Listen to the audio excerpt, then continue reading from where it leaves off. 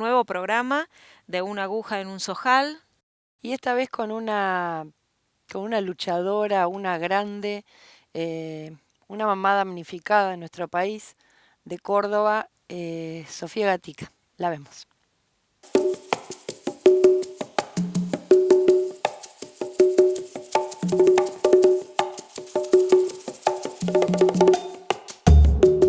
Bueno, mi nombre es Sofía, pertenezco a las Madres de Ituzaingó, línea fundadora. Soy parte de la RAL, de la Red de América Latina Libre de Transgénico y bueno, la fundadora del Paren de Fumigar Córdoba. Las luchas tuyas y de las mamás que empezaron con todo esto a darse cuenta de qué se trataba esto, ¿no? A desayunarse de que nos estaban matando despacito todos los días, las primeras que nos dimos cuenta de alguna manera fuimos las mamás, ¿no? Y de todas las mamás de la Argentina me da la impresión que una de las primeras que te fuiste dando cuenta fuiste vos. Sí, así es. La pregunta es, ¿cómo vive una madre esa situación de descubrir que lo que está enfermando y matando a sus hijos es algo evitable? ¿Cómo lo viviste? ¿Cómo fue el momento en que te diste cuenta de qué se trataba? Que los agroquímicos, los agrotóxicos eran lo que estaban matando a tus hijos. Es que no nos habíamos dado cuenta nosotros. Nosotros pensábamos que era algo natural, nos habíamos acostumbrado a vernos enfermos en el barrio.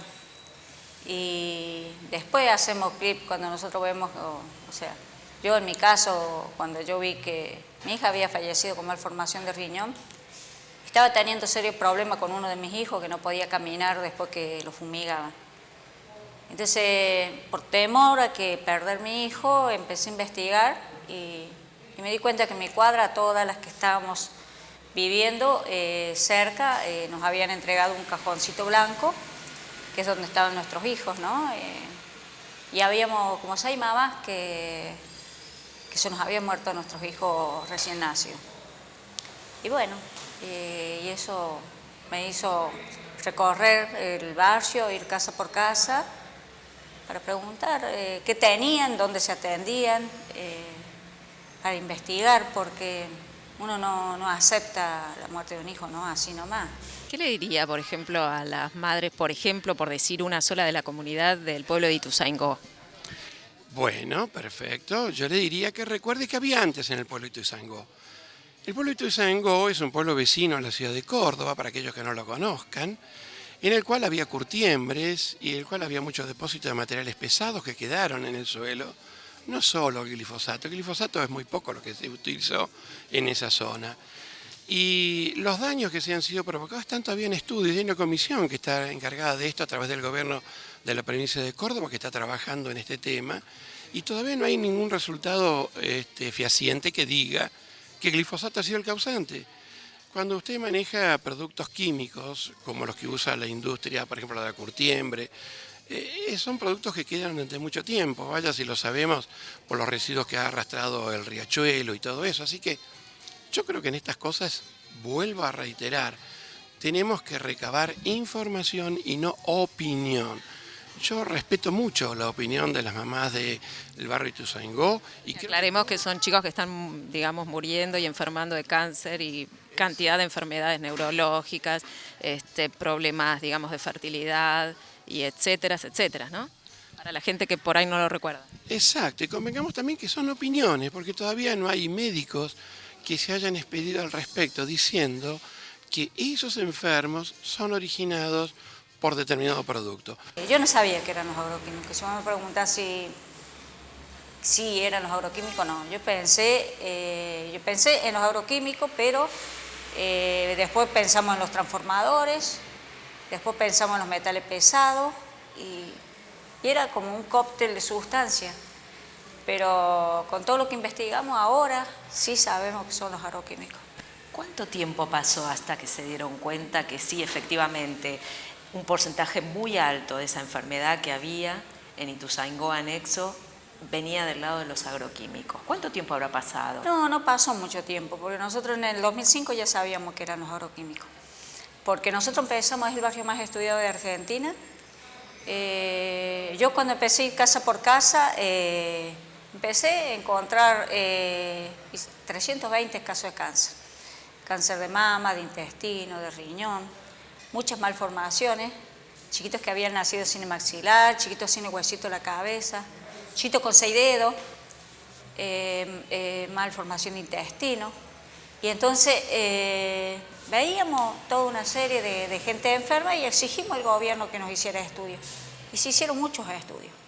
Se hicieron de metales pesados para saber si teníamos cromo, plomo y arsénico. No teníamos cromo, plomo y arsénico. Se hicieron las mediciones de campo magnético para saber cuántas microtelas teníamos nosotros dentro de nuestras viviendas, para saber si las líneas de media tensión estaban afectando a nuestra gente. Tampoco se descartó las líneas de media tensión. Y después se hicieron las mediciones de PCB en leche materna, en médula ósea, en análisis de sangre, para saber cuántas partes por millón de PCB teníamos. Y uno de los transformadores tenían 281 partes por millón, pero nuestra gente no tenía PCB. Y llegamos a los agroquímicos, empezamos a analizar los agroquímicos y mi hija tenía agroquímicos, tenía 4 agroquímicos, mi vecina tenía 6 agroquímicos, teníamos endosulfán, DDT, malatión, hexaclorociclohexano. Mis vecinos tenían agroquímicos, tenían todos agroquímicos. El 80% de la población de Barrio Ituzaingó tenía agroquímicos. Y nos dimos cuenta que era el agroquímico y vimos cómo empezó a quedar discapacitada la gente. Costó mucho ver cómo se nos morían los vecinos. Costó mucho ver que un día iba a visitar a una familia y te decía, estoy perdiendo la vista, no me sostengo, estoy mareado. Y hacer los análisis que tengan muchos tumores, ¿no? Tenían muchos tumores en la columna de Ezequiel, después en la cabeza, que fue perdiendo la vista. Empezamos a hablar por señas, falleció. Al poco tiempo apareció su hermana Débora. Débora también decía, yo no quiero ir al médico porque no quiero morir como mi hermano, me decía. Yo le digo, Débora, tenemos que ir, le digo, ¿por qué? Si no, te va a pasar algo grave. Pero yo no me sostengo, Sofía, me dice, no, estoy perdiendo el equilibrio. Y sí, la madre la llevó, doña Yoli la llevó al médico, la acompañé muchísimo a esa familia. Y Débora murió. Ezequiel murió con 27 años, Débora con 26. Doña Yoli tiene tumores, el hermano tiene también. O sea, estábamos hablando de familias completas, de tumores y de cáncer, ¿no? Seguimos insistiendo que pusieron profesionales para que digan lo que nosotros decíamos. Que a nosotros nadie nos creía. Porque la gente de la comunidad somos los que no sabemos. Ese estudio que nosotros hicimos, ese relevamiento casa por casa, donde tomábamos nombre, apellido, donde se atendía, quién los atendía y qué enfermedad tenía, no tenía valor. Entonces logramos que se hicieran 4 estudios. Uno de los estudios, que lo hace el mismo Ministerio de Salud, hecho por una cátedra, dice que estamos en el 2002, lo hace. Apenas nosotros iniciamos el relevamiento, se dice, estamos sanos y estamos igual que cualquier otro barrio. Ese fue el primer estudio que se hace. El segundo estudio se hace en el 2005, lo hace el doctor Edgardo Schindler, es un epidemiólogo de acá de Mar del Plata. Dice que el barrio era inhabitable, que el barrio no se podía vivir, que era inhabitable. Por supuesto, el doctor fue amenazado, se tuvo que ir del barrio, no pudo darle el estudio a la gente. Nosotros tuvimos que venir a viajar a Buenos Aires a retirar el informe de este médico. Tampoco tenía valor porque él no publicó nada. Así que como usted no publicó nada, doctor, tampoco tenía valor lo del médico. Vino el doctor Ariel de Petris, que de la OPS, la Organización Panamericana de la Salud, y hizo un informe que decía que el barrio está contaminado.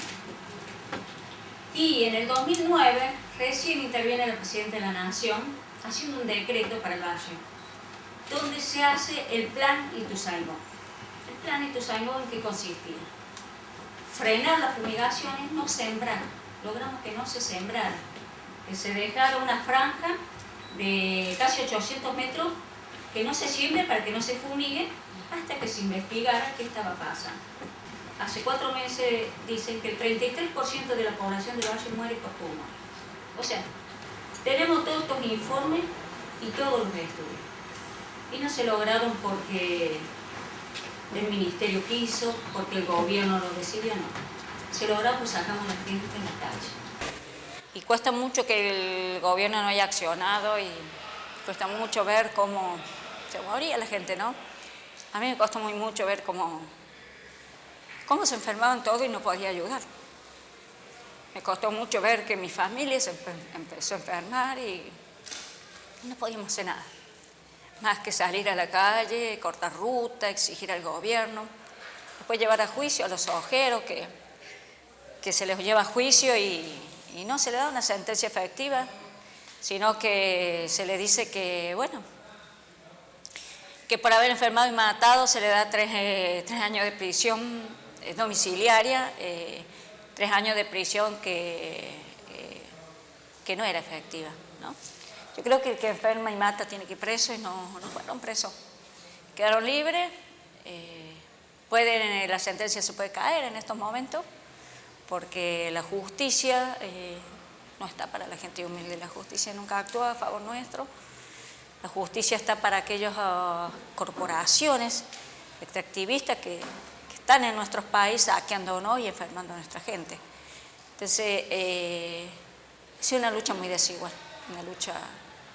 desigual, despareja, muchos intereses por medio, el pueblo no tiene quien nos ayude, entonces nos empezamos a juntar entre nosotros para poder defendernos.